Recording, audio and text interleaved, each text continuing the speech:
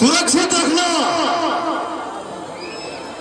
हर अपने मान सम्मान को बचा के रखना, ये पवन का फर्ज बनता है, पवन का धर्म बनता है। यही हमारी पूजा है और आप सबका ताली पवन सिंह के लिए आशीर्वाद है। मांगत आशीष भूमि गलिए गलिए